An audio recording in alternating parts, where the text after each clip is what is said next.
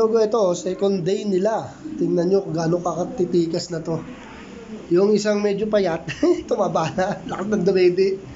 Nakikita ko sa CCTV, pag madaling araw, ang ginagawa niya, pag natutulog yung mga kapatid, siya yung tumitira.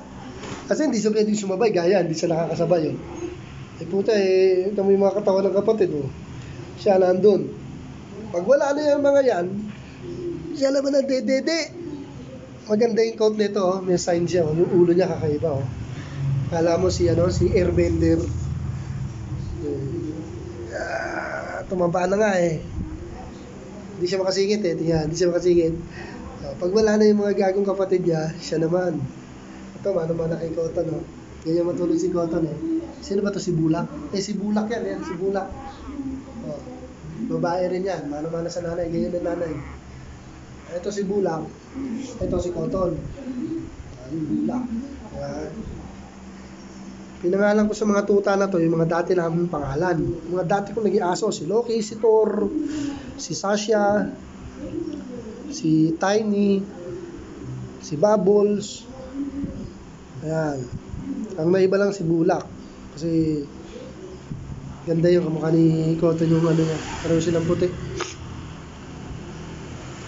Grabe, lalaking tuta niya. Tingnan yung tsura. 2 days pa lang yan, 2 days. Ano pa yan pag 1 week?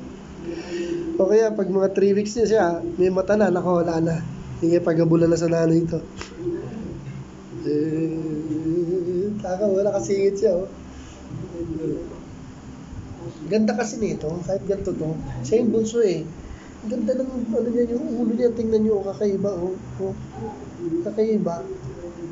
Iba yung markings niya. Ganda ng mga kilay nito mga to, kakapal, oh. Pag yan lumaki, balbon talaga yan. Thailand look talaga yan. Malamyot yan eh. Pogi, gaganda. Babae,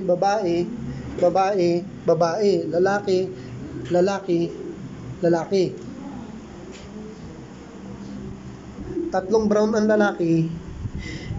Isang light cream na babae, isang brownish na babae, dalawang black na babae. Ito. Magkamukha, kambal na kambal yan, no? Kambal po yan, no? Pareho nga, oh. Pareho, kambal talaga, oh. Oh? Pero ito yung panganay. Ito yung unang lumabas, kolokoy na to yan. Yan yung malikot eh, yan yung sa video ko yung bumubukol dito. Yan, tanda-tanda ko yan eh. Cotton Junior. 2 days na po sila, 2 days. Still counting. After 2 weeks niyan, first deworming na nila. Tapos 4 week, second deworming. Tapos pag 6 weeks na, deworming uli plus vaccine. Mababaksinan muna natin para bago mabenta. Vaccine na natin. Kahit initial vaccine siya, 5-in-1. Tapos yung mga makakabili, di tuloy na nila. Di po ba?